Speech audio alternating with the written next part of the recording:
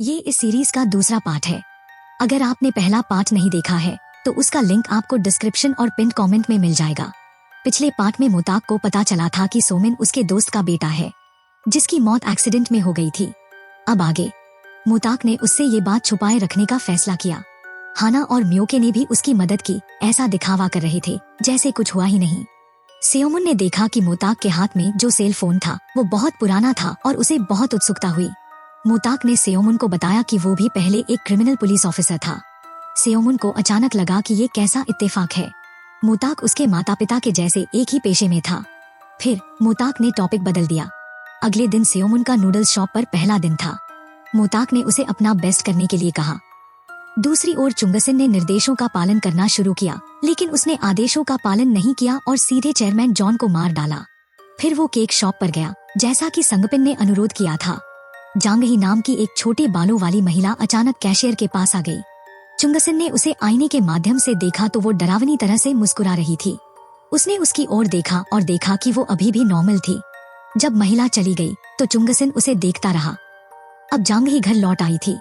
जब उसका पति शावर ले रहा था उसने दोपहर का खाना तैयार करना शुरू किया और चुपके से सब्जी के जूस में एक चम्मच पीनट बटर डाल दिया। फिर मेज पर उसने अपने पति को जूस पीते हुए देखा और उससे पूछा कि क्या वो वास्तव में मर जाएगा अगर उसने मूंगफली खाई। पता चला कि जांगही के पति को मूंगफली से एलर्जी थी।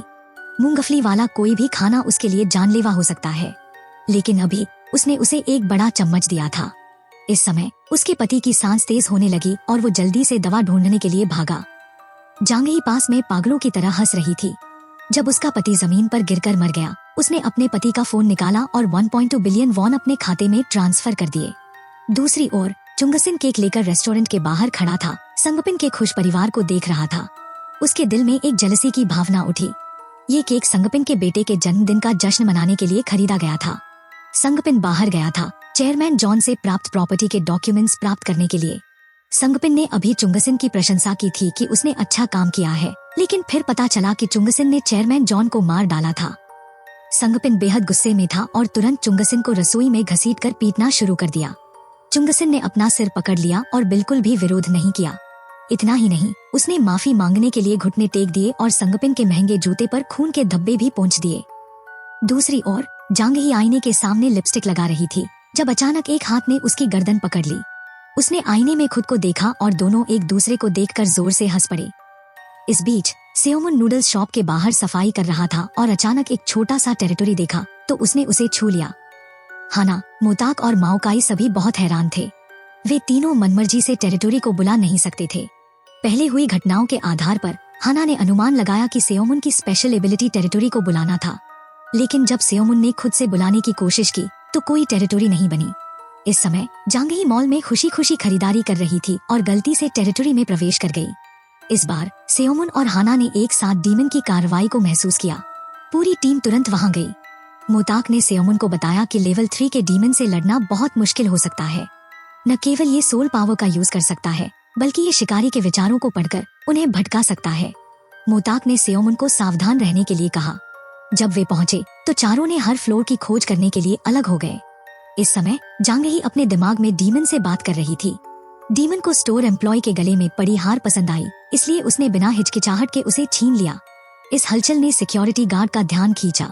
ज्यादा समय नहीं बीता, सेओमुन और जांगही एक दूसरे के पास से गुजरे। सेओमुन ने तुरंत मेंबर्स को सूचित किया और उसके पीछे लिफ्ट में चला गया। लेवल 3 डीमन ने पता लगा लिया कि कोई उसका पीछा कर रहा है। जब लिफ्ट में केवल वे दोनों बचे तो उसने तुरंत हमला कर दिया और सेओमुन को बेहोश कर दिया। सौभाग्य से हाना समय पर पहुंच गई और डीमन को भागने से रोक दिया। पहले वे बराबरी पर थे, लेकिन फिर डीमन ने अपने हथियार निकाल लिए और लगातार उसे अपनी हाई हील शूज से मारा। हाना बिल्कुल लड़ने में असमर्थ थी। अंत में डीमन ने उसकी गर्दन भी दबोच ली और उसे उसके दर्दनाक अतीत के बारे में बताया। उसका पूरा परिवार जहर से मर गया था, केवल हाना जीवित बची थी। सेओमुन ने अपनी नींद में सब कुछ सुना।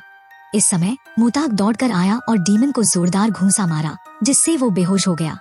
फिर पुलिस आखिरकार पहुंच गई। वे जांगही का उसके पति की हत्या के मामले में पीछा कर रहे थे। ये देखकर कि वे अभी तक भूत भगाने का काम नहीं कर सकते, मोताक ने पुलिस को वापस धकेल दिया और सेओमुन और हाना के साथ वहां से भाग गया। डीमन द्वारा दर्दनाक यादों की याद दिलाए जाने पर हाना बेहद परेशान थी। उसने अपने नेगेटिव इमोशंस को अपने घूंसों में उड़ेल दिया। सेओमुन को आगे आते देख उसने चेतावनी दी कि अगर उसने लिफ्ट में हुई बात का खुलासा करने की हिम्मत की तो वो निश्चित रूप से मर जाएगा। सेओमुन ने कोई जवाब नहीं दिया और बस मांस भूनना शुरू कर दिया। उसे याद आया कि हाना ने कार में क्या कहा था। जब भी वो मांस भूनने की आवाज सुनती है तो वो शांत हो जाती है। उसे पता था कि हाना का मूड इस समय बिल्कुल ठीक नहीं था। मांस भूनते हुए उसने उसे सांत्वना देना शुरू कर दिया। सेओमुन के गर्मजोशी भरे सांत्वना के तहत हाना अंत में फिर से मुस्कुरा दी। इस ओर मोताक पुलिस ऑफिसर किम को खोजने गया ताकि वे किम यंगनिम के मामले की एक साथ जांच कर सकें। उसने उसे किम यंगनिम की तस्वीर दिखाई। मोताक बहुत उत्सुक था। पुलिस ऑफिसर किम उसकी स्टूडेंट और एक्स गर्लफ्रेंड थी। उसे इस मामले के बारे में क्यों नहीं पता? पुलिस ऑफिसर किम ने गुस्से में कहा। वो उसके बदले की कार्रवाई से डरता था, उसकी सुरक्षा की चिंता करता था, इसलिए उसने उसे इंटरफेरेंस करने की अनुमति नहीं दी। दोनों के बीच का माहौल अजीब हो गया। फिर वे किम यंगनिम के घर के पते पर एक साथ गए। जांच के दौरान मोताक पुलिस ऑफिसर किम को घूरता रहा, ये सोचकर कि ये महिला 7 साल से उसका इंतजार कर रही थी। उसका मूड बेहद जटिल था। वॉलपेपर को फोड़ने के बाद मोताक ने सूखे खून के धब्बे खोजे। दोनों ने तस्वीरें ली और सबूत इकट्ठा करने के लिए कॉटन स्वॉब का यूज किया। इस समय पुलिस ऑफिसर किम को एक फोन आया और वो जल्दी से वहां से चली गई। पता चला कि चेयरमैन जॉन का शव मिल गया था। उसकी मौत बेहद दर्दनाक थी, जो कि एक साधारण व्यक्ति नहीं कर सकता था। हाना एक पुराने घर में गई। सेओमुन उसकी चिंता कर रहा था, इसलिए वो पीछे पीछे चला गया। ये घर हाना का पिछला घर था। घर लंबे समय से खाली था, लेकिन आंखों के सामने जाने पहचाने दृश्य ने उसका दिल दहला दिया। अचानक उसने कमरे में शोर सुना। पता चला कि 2 भाई बहन इस पुराने घर में चुपके से सो रहे थे। सेओमुन ने शोर सुना और अंदर घुस गया। उसने उस बहन को पहचान लिया जो उसके साथ स्कूल जाती थी। इस ओर संगपिन चेयरमैन जॉन के प्रॉपर्टी के डॉक्यूमेंट्स लेकर मेयर शिन से मिलने गया। नतीजतन जैसे ही वो अंदर गया, मेयर शिन के सबॉर्डिनेट ने उसके सिर पर शराब का गिलास दे मारा और उसे बाहर निकाल दिया। डायरेक्टर नोह ने ये देखा और जल्दी से आगे बढ़कर उसे बाहर निकाला। डायरेक्टर नोह ने संगपिन को चेयरमैन जॉन को मारने के लिए दोषी ठहराया। अब उसे इसे अच्छी तरह से संभालना होगा। डायरेक्टर नोह चाहता था कि संगपिन चुंगसिन को मार डाले ताकि परेशानी से बचा जा सके। बाद में एक अन्य प्राइवेट कमरे के अंदर मेयर शिन ने अपने सबॉर्डिनेट्स के साथ चर्चा की कि चेयरमैन जॉन से प्राप्त डॉक्यूमेंट्स को कैसे संभाला जाए और उसके बेटे की समस्या को कैसे हल किया जाए। डायरेक्टर चोई भी इस शाम को उपस्थित थे। मेयर शिन के दबाव और लालच के तहत डायरेक्टर चोई ने इस मामले को जल्दी से संभालने के लिए सहमति दी। घटना को इसी क्रम में विकसित होना चाहिए था, लेकिन जब डायरेक्टर चोई के आदमी पहुंचे तो उन्होंने पाया कि पुलिस ऑफिसर किम ने नेशनल फॉरेंसिक सेंटर के लोगों को सबूत इकट्ठा करने के लिए बुलाया था। उन्होंने दरवाजा भी बंद कर दिया और किसी को अंदर नहीं जाने दिया। इस ओर मोताक को सोमुन से फोन आया कि वो सीन पर जाकर सिचुएशन की जांच करे। इस समय बाहर अचानक शोर हुआ। पता चला कि ये नेबरहुड जल्द ही डेमोलिश्ड होने वाला था। टेसिन ग्रुप के गुंडे ये जांच रहे थे कि क्या इस टेरिटोरी में अभी भी कोई जीवित है। मूल रूप से वे दिखावा करना चाहते थे कि घर में कोई भी नहीं बचा है, लेकिन बाथरूम में लड़की ने चीख दिया। गुंडों ने तुरंत दरवाजा तोड़ दिया और अंदर घुस गए, लेकिन दुर्भाग्य से उनके लिए वहाँ शिकारियों का एक ग्रुप था। उन्होंने गुंडों को गेट से बाहर फेंक दिया। इस समय मोताक ने चांगक्यू को कार में बैठे देखा। ये जाना पहचाना चेहरा उसे अपनी मौत की याद दिला गया। छत पर मोताक चारों ओर से दुश्मनों से घिरा हुआ था। ये महसूस करने के बाद कि कोई रास्ता नहीं है, उसने ऊपरी मंजिल से कूदने का फैसला किया। चांगक्यू बेहद डर गया जब उसने देखा कि मोताक, जो पहले से ही मर चुका था, अब उसके सामने खड़ा है। मोताक ने अपने सामने के दुश्मन को गुस्से से घूरा। चांगक्यू ने भागने की कोशिश की, लेकिन सोमुन ने उसे बेहोश कर दिया। सबॉर्डिनेट्स ने देखा कि सिचुएशन ठीक नहीं है और वे चले गए। हाना ने चांगक्यू की यादों को पढ़ा और पुष्टि की कि वो मोताक पर हमला करने वालों का लीडर था, लेकिन क्योंकि उसने ड्रग्स की ओवरडोज ले ली थी और उसकी याददाश्त खो गई थी, हाना को किम यंगनिम की कोई खबर नहीं थी। सोमुन ने भोलेपन से सोचा कि बस चांगक्यू को पुलिस के हवाले कर देना सब कुछ हल कर देगा, लेकिन मोताक ने कहा कि उसने करप्ट पुलिस के साथ सहयोग किया था। चर्चा करने के बाद उन्होंने चांगक्यू को एक बोरी में डालकर उसके भाई को सौंपने का फैसला किया। ग्रुप टेसियोन के मेन डोर पर गया और दरवाजे का कैमरा बंद कर दिया। सोमुन ने चांगक्यू को नीचे फेंक दिया। डायरेक्टर नोह के रिएक्शन का ऑब्जर्वेशन करने के बाद मोताक ने अनुमान लगाया कि टेसियोन ग्रुप और मास्टरमाइंड्स ने उसे और उसके साथियों को मारने के लिए सहयोग किया था, जो कि सोमुन के माता पिता भी थे। उसने सोमुन को सच नहीं बताया। डर था कि अगर सोमुन को पता चला तो उसका मानसिक संतुलन बिगड़ जाएगा। अगले दिन जुयोन और युंगमिन ने मॉल में पागल महिला के बारे में बात की। जुयोन ने कहा कि कुछ अच्छे लोगों ने उसे पकड़ लिया था और उन सभी के घुंघराले बाल थे।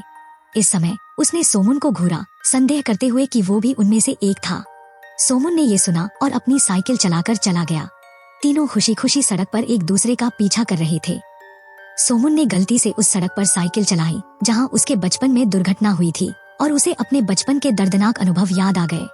अब तक वो अभी भी इस सड़क का सामना करने की हिम्मत नहीं कर पाया था। दूसरी ओर डायरेक्टर नो अस्पताल में भर्ती चांगक्यू से मिलने आए। चांगक्यू की कल रात की याददाश्त खो गई थी, लेकिन उसके सबॉर्डिनेट ने जोर देकर कहा कि उसने मोताक को देखा था। इसके अलावा मोताक की भी याददाश्त खो गई थी। डायरेक्टर नो के पूछताछ के तहत चांगक्यू ने जोर देकर कहा कि उसने उस साल पुष्टि की थी कि मोताक मर चुका है।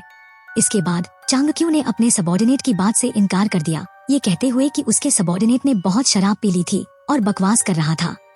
डायरेक्टर नोह ने गुस्से में सबॉर्डिनेट की गर्दन दबोच ली। डायरेक्टर नोह ने आदेश दिया कि चाहे वो व्यक्ति मोताक हो या ना हो, उसे डायरेक्टर नोह के सामने पेश किया जाए। नूडल्स शॉप के अंदर मियोक नाखुश थी कि हर कोई मोताक को चोट पहुंचाने वाले हत्यारे की जांच कर रहा था। मियोक ने उन्हें याद दिलाया कि वे आम लोगों के मामलों में हस्तक्षेप न करें, और सोमुन को डायरेक्टर नोह के बारे में खबरों की खोज करने के बाद भी कोई परिणाम नहीं मिला। वो बैठ गया और डायरेक्टर नोह का एक चित्र बनाया। फिर चित्र के माध्यम से उसे डायरेक्टर नोह का वांटेड पोस्टर मिला। पता चला कि टेसिन का डायरेक्टर एक गुंडा था। पुलिस ऑफिसर किम ने चेयरमैन जॉन की हत्या के क्राइम सीन की तस्वीर देखी और हत्यारे की हत्या करने की विधि वास्तव में बहुत क्रूर थी, उसमें बिल्कुल भी इंसानियत नहीं थी। पुलिस ऑफिसर कांग ने कहा कि हत्यारे के पैरों के निशान में तेल के धब्बे पाए गए थे और ये संभव था कि वो कार से संबंधित काम में शामिल था। अजीब बात ये थी कि सड़क पर एक दूसरे के बगल में लगे 2 सुरक्षा कैमरों में से केवल पहले कैमरे ने हत्यारे की छवि कैद की। अगले ही पल हत्यारा गायब हो गया। रात में संगपिन ने डायरेक्टर नोह की बात याद की। इसके बारे में सोचने के बाद संगपिन ने आखिरकार एक निर्णय लिया। फिर उसने एक बंदूक ली और चुंगसिन को ढूंढने चला गया। संगपिन ने योजना बनाई कि जब चुंगसिन पीठ फेर लेगा तो गोली चलाएगा, लेकिन वो संकोच कर रहा था। चुंगसिन ने भी 10 साल की उम्र में अपने पिता के साथ देखे मैच का टिकट निकाला। हालांकि संगपिन ये जानकर भावुक हो गया कि चुंगसिन ने अभी भी उसके साथ की यादें संजो कर रखी हैं, लेकिन संगपिन ने अभी भी आज रात चुंगसिन को खत्म करने का निर्णय लिया। इस समय संगपिन ट्रिगर खींचने ही वाला था। उसने पाया कि बंदूक खराब कर दी गई थी। चुंगसिन ने गुस्से में अपनी सोल पावर का यूज किया और संगपिन को कंट्रोल करके बंदूक अपने सिर पर तान दी और अंततः खुद को गोली मारकर इस दुनिया को छोड़ दिया। सोमून घर पर रहकर चांगक्यू और डायरेक्टर नोह के डॉक्यूमेंट्स को खोज रहा था। उसने गलती से अपने माता पिता द्वारा छोड़े गए सामान को खोज लिया। लैपटॉप में एक मेमोरी कार्ड था। सोमून ने वीडियो देखी। उसने देखा कि उसके माता पिता एक कार का पीछा कर रहे थे। अगले दिन मोताक ने पुलिस ऑफिसर किम से मिलने का समय निर्धारित किया। जब मोताक सोच रहा था कि क्या पहनना है, तो सोमून ने उसे अपनी इन्वेस्टिगेशन की जानकारी बताई। रातों रात एक वांटेड गुंडा एक कॉर्पोरेशन का डायरेक्टर बन गया। इसमें कुछ रहस्यमय जरूर होगा। सोमून को मोताक के साथ केस सुलझाने के लिए बाहर जाने में बहुत खुशी हुई, इसलिए वो मोताक के साथ ब्लड टेस्टिंग सेंटर चला गया। सेंटर के कर्मचारी ने मोताक को बताया कि पिछले दिन का ब्लड सैंपल किम यंगनिम का था। साथ ही वो प्रेग्नेंट थी और इसमें एक आदमी का ब्लड ग्रुप AB और एक जानवर का खून भी शामिल था। इसके बाद वे पुलिस ऑफिसर किम से मिलने गए, जो चेयरमैन जॉन के क्राइम सीन की जांच कर रही थी। मोताक ने blood test report police officer Kim को दी। डिटेल्ड ऑब्जर्वेशन से मोताक ने पाया कि सस्पेक्ट के पैरों के निशान अचानक गायब हो गए और सड़क के किनारे पत्थरों पर खून के धब्बे थे। ऐसा लग रहा था कि सस्पेक्ट ने पत्थर की दीवार पर कदम रखा और छत पर कूद गया। इस समय पुलिस ऑफिसर किम को पुलिस स्टेशन से एक और फोन आया। मोताक और सोमून तुरंत छत पर कूद गए। निश्चित रूप से वहां अपराधी के पैरों के निशान मिले। दूसरी ओर चेयरमैन जॉन के मामले की सारी जानकारी डायरेक्टर चोई ने किसी और को सौंप दी थी। पुलिस ऑफिसर कांग बेहद गुस्से में थे। उन्हें लगा कि डायरेक्टर चोई वास्तव में इंसान नहीं है और ऐसे क्रूर अपराध को छिपा सकता है। पुलिस ऑफिसर किम भी चेयरमैन जॉन के विला में सर्च करने के लिए तैयार नहीं थी। एक किताब से उसने किम यंगनिम और मेयर शिन के बीच संबंध की इन्वेस्टिगेशन की। जब मेयर शिन ने चुनाव लड़ा था, तब किम यंगनिम उनकी वॉलंटियर थी। पुलिस ऑफिसर किम को लगा कि उसे कुछ याद आया है। उसने तुरंत चेयरमैन जॉन के डॉक्यूमेंट्स को पलटा और पाया कि उसका ब्लड ग्रुप AB था। इस समय मोताक ने उसे सस्पेक्ट के सुराग के बारे में टेक्स्ट किया, जबकि सोमून ने उत्सुकता से किम यंगनिम से संबंधित दस्तावेजों को पलटा। अचानक उसने उस कार की तस्वीर देखी जिसका उसके माता पिता पीछा कर रहे थे। उसने मोताक से पूछा कि ये तस्वीर कहाँ से आई। मोताक ने सोचा कि ये किम यंगनिम के डंप होने का सबूत हो सकता है। फिर सोमून ने मोताक को वीडियो दिखाया। सोमून ने सोचा कि उसके माता पिता और मोताक एक ही मामले की जांच क्यों कर रहे हैं। सो मून को एहसास हुआ कि उसके माता पिता की हत्या की गई होगी। उसने मोताक के हाथ से 7 साल पहले हुई कार दुर्घटना की रिपोर्ट छीन ली और निश्चित रूप से उसने अपने माता पिता की मौत की तस्वीर देखी। शोर सुनकर माउक और हाना भी दौड़ कर आए।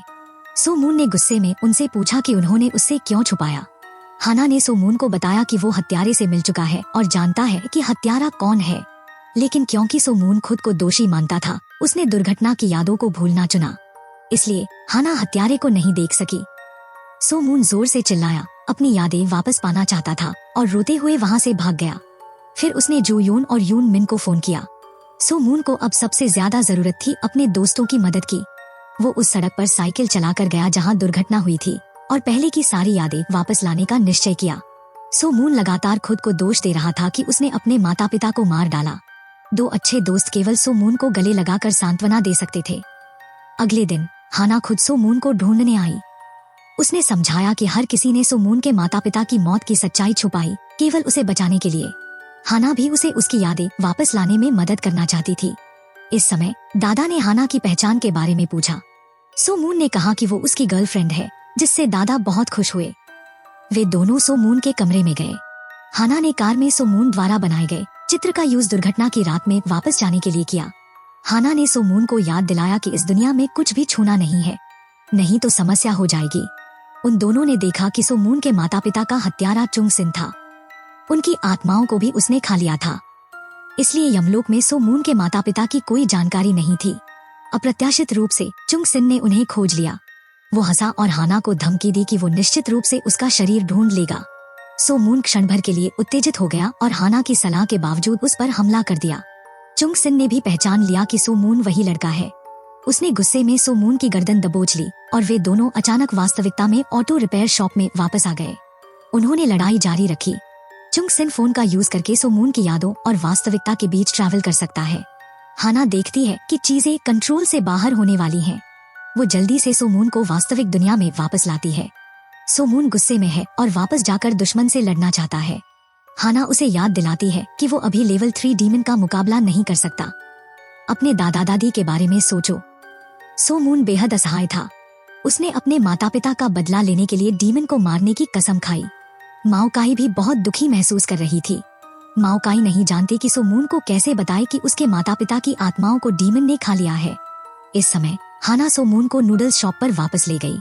माओकाई को बुरा लगता है जब उसे पता चला कि सो मून सब कुछ जानता है। माओकाई उसे गले लगाती है।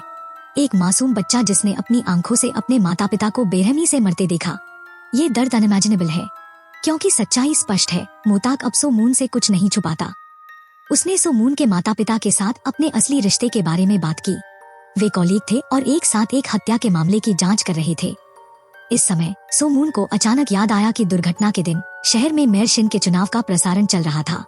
सो मून के पिता बेहद गुस्से में थे और रेडियो बंद कर दिया। कहा कि वो निश्चित रूप से अंत तक जांच करेगा। बाद में दोनों को अखबार से पता चला जो मोताक ने इकट्ठा किए थे कि किम योंगनिम उन लोगों में से एक थी जिन्हें मेयर शिन ने उस समय ट्रेन किया था, लेकिन अचानक गायब हो गई। मोताक द्वारा पहले जांचे गए डेटा के साथ मिलाकर उसने अनुमान लगाया कि मेयर शिन ही किम योंगनिम की मौत का कारण था। मोताक और सो मून के माता पिता ने सुराग खोजने के बाद मेयर शिन ने अपनी पोजीशन बनाए रखने के लिए हथियारों को भेजकर उन्हें मार डाला और चुप करा दिया। अब ये केस एक और ही लेवल पर पहुंच गया है। हाल ही में चेयरमैन जॉन की भी हत्या कर दी गई। स्थल पर छोड़े गए निशानों से पता चला कि अपराधी एक डीमन था। वास्तव में मोताक ने पहले ही सस्पेक्ट की पहचान कर ली थी, बस पुलिस ऑफिसर किम की पुष्टि का इंतजार कर रहा था। जाने से पहले मोताक ने सो मून को प्रोत्साहित किया कि वो अकेला नहीं है। काउंटर ग्रुप हमेशा सो मून के साथ रहेगा। ज्यादा समय नहीं बीता, मोताक को पुलिस ऑफिसर किम द्वारा भेजा गया कैमरा फुटेज मिला। उसने आखिरकार पुष्टि की कि अपराधी चुंग सिन था। सबसे महत्वपूर्ण बात उसे ढूंढना था। इस समय सो मून भी शांत होकर अपने कमरे में चुंग सिन के चित्र को देख रहा था। वो उस दुश्मन का चेहरा अपने दिमाग में उकेरना चाहता था जिसने उसके माता पिता को मार डाला। उसे चुंग सिन को ढूंढना ही होगा। अचानक उसके साथ हुई लड़ाई का सीन सामने आया। सो मून ने लंबे समय तक ध्यान से सोचा और अंत में एक आइडिया ढूंढ निकाला जो कि डीमन के प्रकट होने वाले पार्किंग लॉट का नाम था। क्या यह संभव था कि चुंग सिन का अड्डा वो पार्किंग लॉट था? सो मून की सूचना मिलने के बाद मोताक ने तुरंत पुलिस ऑफिसर किम से संपर्क किया ताकि वे जल्दी से पार्किंग लॉट पर पहुंच सकें। बहुत जल्दी टीम के 4 लोग और पुलिस ऑफिसर किम एक साथ वहां पर पहुंचे। पूरे ग्रुप ने सावधानी से खोज की। पुलिस ऑफिसर किम बेहद परेशान थी। मोताक किन लोगों को लाया है? उसने उसे बताया कि सोमून सू क्वान का बेटा है। अन्य 2 नूडल्स शॉप के एम्प्लॉय थे। पुलिस ऑफिसर किम ने सोमून का नाम सुनकर सोचना शुरू कर दिया। बहुत जल्दी सोमून ने चुंग सिन की वर्दी खोज ली और उसके कस्टमर का नाम जान लिया। इस समय पुलिस ऑफिसर किम उसके पास आई। वो थोड़ी हैरान थी क्योंकि डॉक्टर ने शुरू में डायग्नोसिस किया था कि सोमून का पैर ठीक नहीं होगा। अब ऐसा लग रहा था कि उसे चलने में कोई मुश्किल नहीं है। वो ये जानकर भी बहुत खुश थी कि सोमून स्वस्थ है। इस ओर मेओक को एक महत्वपूर्ण इन्फॉर्मेशन मिली। उसने एक बहुत ही भयानक सिचुएशन में एक मृत शरीर खोजा। विक्टिम कोई और नहीं बल्कि सोंग पिन था। पुलिस ऑफिसर किम ने सभी को जाने के लिए कहा क्योंकि अब एक डेड बॉडी मिली थी। पुलिस इस टेरिटोरी को संभाल लेगी। पुलिस ऑफिसर किम जानती थी कि इस मामले को निश्चित रूप से दबा दिया जाएगा, इसलिए उसने पूरे मीडिया को शामिल होने के लिए सूचित किया। डायरेक्टर चोई जैसे ही स्थल पर पहुंचे, रिपोर्टरों से घिर गए। डायरेक्टर चोई ने विक्टिम के सड़े हुए शरीर को देखा और उसे इतना अजीब लगा कि उसने उल्टी कर दी। इस बीच मेयर शिन ने एक बूढ़े आदमी से सीक्रेट मीटिंग की। उनकी बातचीत से पता चला कि मेयर शिन का एम्बिशन केवल मेयर शिन की पोजीशन पाना ही नहीं था। उसका अंतिम लक्ष्य साउथ कोरिया का राष्ट्रपति पद जीतना था। साथ ही ये भी पता चला कि इस पॉलिटिशियन का बैकग्राउंड सिंपल नहीं था। अगली सुबह हाना नूडल्स शॉप में व्यस्त थी जब एक टीवी न्यूज ने उसका ध्यान खींचा। सोंग मानहो नाम का एक व्यक्ति पुलिस स्टेशन के सामने इंटरव्यू दे रहा था। वो पहले एक हत्या के मामले में शामिल था लेकिन हमेशा इनकार करता रहा। एक ग्रुप दरवाजे पर खड़ा था। माहौल बेहद अशांत था। ये सीन हाना को उसके हाई स्कूल के दिनों की याद दिला गया जब उसके पिता को फंसाया गया था और कंपनी का व्यवसाय ठप हो गया था। उसने अपने चाचा से मदद मांगी थी। वो चाचा कोई और नहीं बल्कि न्यूज में आ रहा सोंग मानहो था। उसमें जरा सी भी दया नहीं थी। उसने सार्कास्टिक और उकसावे भरे शब्द बोले। अंत में उसने 2 लाख वॉन निकालकर हाना को दे दिए। हाना उस अपमानजनक घटना को कैसे भूल सकती थी। वर्तमान में वो उसे ये बताने के लिए दृढ़ थी कि उसे उसकी क्रूरता की कीमत चुकानी होगी। इसी समय सोंग मानहो अपने सबॉर्डिनेट्स को डांट रहा था कि उन्होंने मृत एम्प्लॉय की खबर लीक कर दी। क्योंकि एक कंपनी एम्प्लॉय पुलिस स्टेशन में रिपोर्ट करने गया था, सोंग मानहो को पुलिस ने जांच के लिए बुलाया। पुलिस ने मुखबिर की पहचान को पूरी तरह गोपनीय रखने का वादा किया। हालांकि बहुत जल्दी उस बेचारे एम्प्लॉय को निपटा दिया गया। एक नए एम्प्लॉय ने देखा कि उसका कोलीग बेबस होकर पीट रहा है। वो और नहीं देख सका, इसलिए उसने सोंग मानहो का हाथ पकड़ लिया। इससे उसे शक हुआ, क्या ये नया एम्प्लॉय एक खुफिया एजेंट है? कुछ देर पीटने के बाद सोंग मानहो ने कुछ पैसे निकाले और एम्प्लॉय को दे दिए। उसे चेतावनी दी कि पुलिस को कुछ न बताए, नहीं तो उसकी बहन को सबसे पहले नुकसान उठाना पड़ेगा।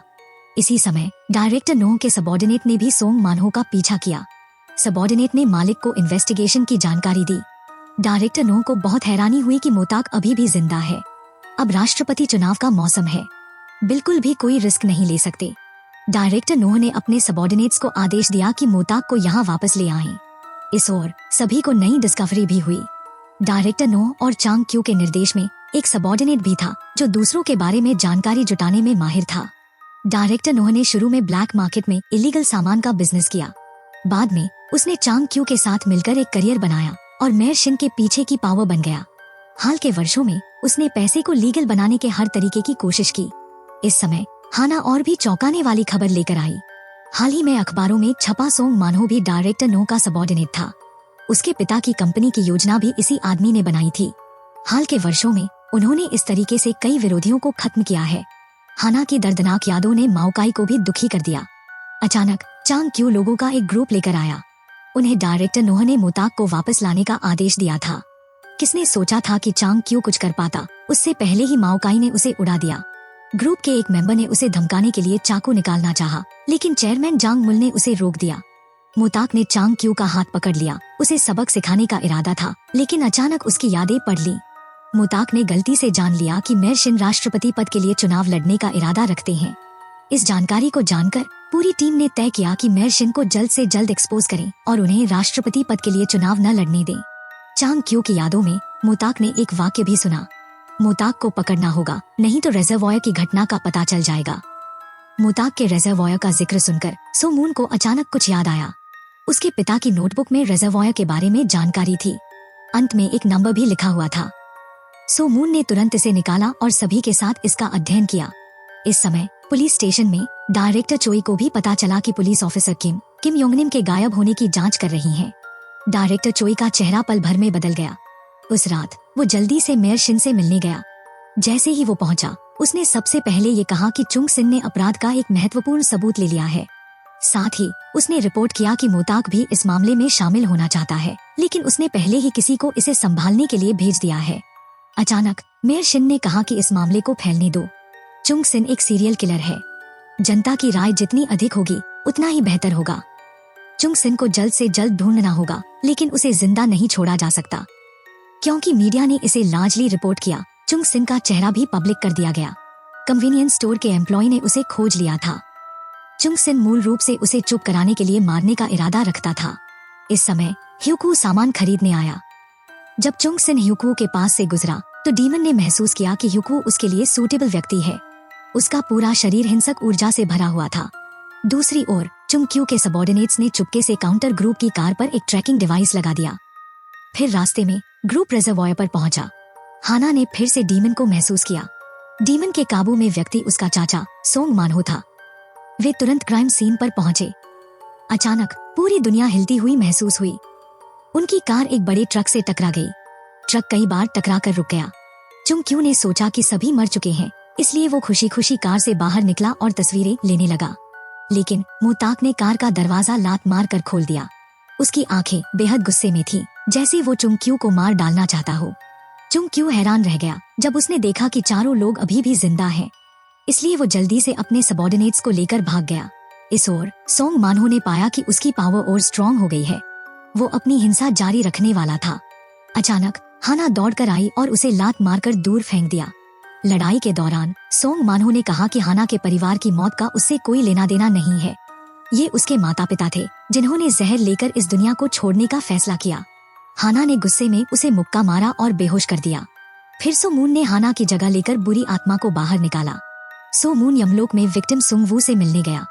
उसने कड़ी मेहनत की और मुश्किल से डाजेओंग कंस्ट्रक्शन ग्रुप में काम करने लगा। ड्रीमिंग एम्प्लॉय कार्ड हासिल किया। लेकिन 1 महीने काम करने के बाद सुंग वू को सोंग मानहो ने अपने एम्प्लॉय कार्ड का यूज करके गला घोंटकर मार डाला। क्या क्रूर नियति थी। उसके पास करने के लिए बहुत काम बाकी था। सुंग वू ट्रैवल करना और प्यार में पड़ना चाहता था, स्वादिष्ट खाने का आनंद लेना चाहता था। फिर सुंग वू की दिवंगत दादी प्रकट हुई। वे दोनों हाथ पकड़कर मानव दुनिया को छोड़ गए। सो मून के वास्तविकता में लौटने के बाद ग्रुप ने सोंग मानहो द्वारा सुंग वू की हत्या का सबूत ढूंढने के लिए निकल पड़ा। उस दिन हत्या के बाद वो एक प्रोस्टिट्यूट के साथ बाहर गया और लड़की को सुंग वू का एम्प्लॉय कार्ड दिया। लड़की ने कार्ड रख लिया, लेकिन उसने हाना से झूठ बोला कि उसने इसे फेंक दिया था। हालांकि वो हाना को बेवकूफ नहीं बना सकी, जो यादों को पढ़ सकती थी। हाना ने फिर हत्या के हथियार को पुलिस को सौंप दिया। सब कुछ सफल रहा। ग्रुप नूडल्स शॉप पर लौट आया। मेओक ने हाना के लिए उसका पसंदीदा तला हुआ अंडा बनाया। वास्तव में ये हाना की छोटी बहन का पसंदीदा खाना था। उसने अपनी प्यारी छोटी बहन के बारे में सोचा और दुख के आंसू बहाए, ये महसूस करते हुए कि वो अकेली बच गई है। अगले दिन सोंग मानहो चोटों से भरा चेहरा लेकर उठा। उसने खुद को गोल्फ कोर्स पर पाया। उसे कल की घटना बिल्कुल याद नहीं थी। इस समय पुलिस आ गई। सोंग मानहो को एक एम्प्लॉय की हत्या के आरोप में गिरफ्तार कर लिया गया। नूडल्स शॉप में खबर देखकर सभी बहुत उत्साहित थे, इसलिए उन्होंने ग्राहकों को मुफ्त में खाने के लिए आमंत्रित किया। फिर चेयरमैन जांग मल खबर लेकर आए। उन्हें सोंग मानहो से टाइसन ग्रुप के गुप्त फंड के रिकॉर्ड मिले। वो इसे सीधे टैक्स ऑफिस को रिपोर्ट करने के लिए यूज करेंगे। हाना ने कहा कि इससे बुरे लोगों को जेल भेजा जा सकता है, लेकिन ये साबित नहीं कर सकता कि सो मून के माता पिता की हत्या की गई थी। सो मून ने दृढ़ता से कहा कि वो सबूत ढूंढेगा कि टाइसन ग्रुप ने एक हत्यारे को काम पर रखा था। तभी चारों ने ध्यान दिया कि चेयरमैन जांग मल उनके लिए एक नई कार लेकर आए थे। मोताक सीधे टाइसन ग्रुप के पार्किंग लॉट में घुस गया। फिर उसने गार्ड को बेहोश कर दिया। उसने उसका एम्प्लॉय कार्ड लिया और आसानी से लिफ्ट में चला गया। यमलोक में गिरान ने मोताक को चेतावनी दी कि वो इंसानी मामलों में हस्तक्षेप न करे, लेकिन मोताक ने कुछ नहीं सुना। गिरान बेहद असहाय थी। वो तुरंत पुनर्जन्म लेना चाहती थी, क्योंकि वो डीमन शिकारियों के कारण फंसना नहीं चाहती थी। इस समय वूसिक ने कहा कि हाना भी अक्सर अपनी सुपर पावर का यूज लोगों की मदद करने के लिए करती है। इस ओर मोताक ने अपनी पावर के साथ डायरेक्टर नोह के कार्यालय में धावा बोल दिया। उसने डायरेक्टर नोह से सवाल किया, किसी को मारकर बॉडी को दफनाना उसके लिए एक छोटी सी बात थी, है ना? डायरेक्टर नोह ने सुनकर मोताक से सबूत निकालने के लिए कहा। मोताक ने अपना अनुमान बताया। किम यंगनिम का शव रिजर्वॉयर में दफनाया गया था। इस समय चांग क्यू और उसके सबॉर्डिनेट दौड़ कर आए। लेकिन डायरेक्टर नोह ने उसे रोक दिया। उसने कहा कि मोताक को सुरक्षित छोड़ दिया जाए, क्योंकि उसने पता लगाया कि मोताक ने वास्तव में अपनी यादें खो दी थी। वास्तव में रिजर्वॉयर एक वास्तविक रिजर्वॉयर नहीं था।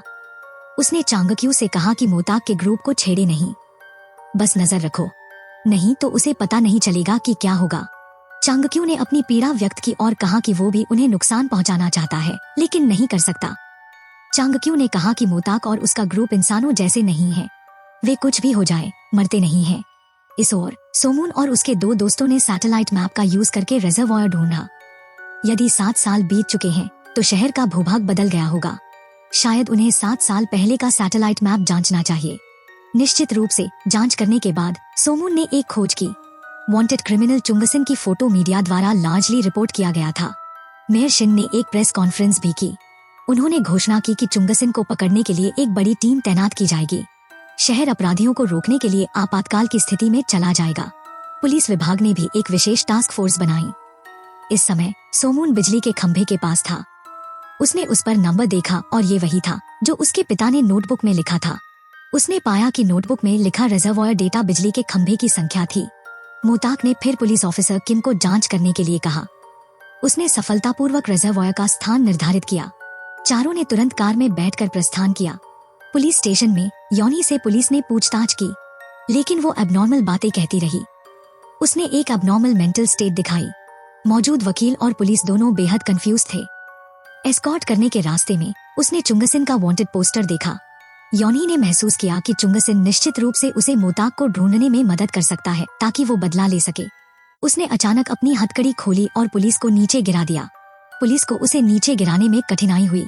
इस बीच सोमून और कुछ साथियों ने नंबर वाले बिजली के खंभों का पीछा किया। उन्हें रिजर्वॉयर का स्थान मिल गया। वे एक निजी संपत्ति में घुस गए जो बाढ़ से घिरी हुई थी। हर जगह कचरा पड़ा हुआ था और हवा में एक अजीब सी गंध थी। फिर उन्होंने एक चौंकाने वाला सीन देखा। गंदा पानी यहाँ से बह रहा था। फिर इसे पानी की सप्लाई सिस्टम में छोड़ दिया जाएगा, जिससे पानी की सप्लाई प्रदूषित हो जाएगी। पेड़ पर कैमरा लगाने के बाद वे चले गए। कल सोमून की माँ की डेथ एनिवर्सरी है। मियोक ने सोमून को सांत्वना देने के लिए मांस दिया। अगले दिन जुयोन और युंगमिन उसे सांत्वना देने के लिए खाना लेकर आए। सोमून भी मांस का सूप बना रहा था। दादी भूल गई कि आज उसकी बेटी की डेथ एनिवर्सरी है। वेदी के सामने सोमून काले कपड़े पहने हुए था और अपने माता पिता को प्रणाम कर रहा था। पुलिस ऑफिसर किम ने अपनी बंदूक लोड की। वो पुलिस ऑफिसर कांग को उस जगह ले गई जहां लोग वांटेड क्रिमिनल्स की रिपोर्ट करते हैं।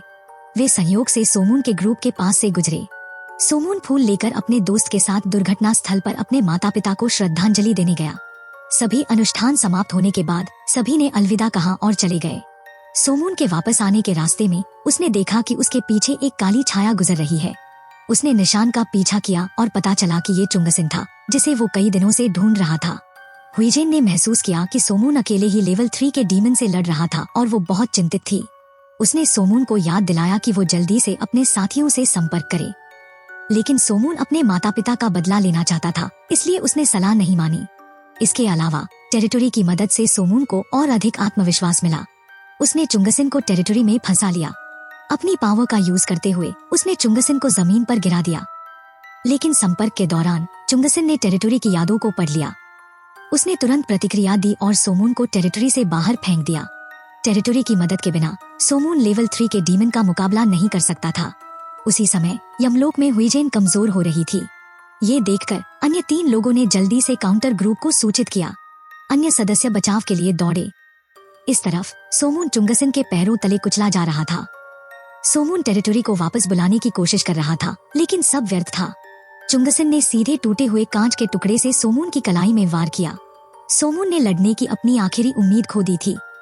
महत्वपूर्ण क्षण में पुलिस ऑफिसर किम अचानक प्रकट हुई। उन्होंने बंदूक निकाली और चुंगसिन पर निशाना साधा। हालांकि डीमन के सामने आम इंसान कुछ भी नहीं थे। बंदूक को चुंगसिन ने अपनी पावर से सीधे छीन लिया। सौभाग्य से मोताक ने समय रहते डीमन को रोक दिया, लेकिन डीमन ने देखा कि इतने सारे लोग इकट्ठा हो गए हैं और तुरंत भाग गया। इस समय सोमून की हालत बहुत गंभीर थी। मियोक बेहद चिंतित थी।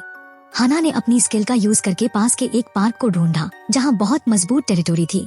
कुछ लोग तुरंत सोमून को वहां ले गए। मियोक ने उसका इलाज करने की पूरी कोशिश की। मियोक ने उसका इलाज करते हुए लोरी गाई, ये उम्मीद करते हुए कि सोमून सुरक्षित रहे। कुछ देर बाद म्यूक के बाल सफेद हो गए। उसकी नाक से खून बह रहा था, लेकिन वो अभी भी सोमून को ठीक करने में लगी रही। इसके बाद सभी लोग नूडल्स शॉप पर वापस आ गए। आज रात बहुत सारी अजीब घटनाएं हुई। इसने पुलिस ऑफिसर किम को थोड़ा अनकंफर्टेबल कर दिया। मोताक ने उन्हें समझाया। उन्होंने ये भी बताया कि वे डीमन हंटर्स हैं, वो उनकी याददाश्त नहीं मिटाएंगे। इस सीरीज को यही रोकते हैं। अगर आपको नेक्स्ट पार्ट देखना है तो चैनल को सब्सक्राइब करें। आपको ये वीडियो अच्छी लगी तो वीडियो को लाइक और कमेंट करके हमें बताएं। मिलते हैं अगली वीडियो में।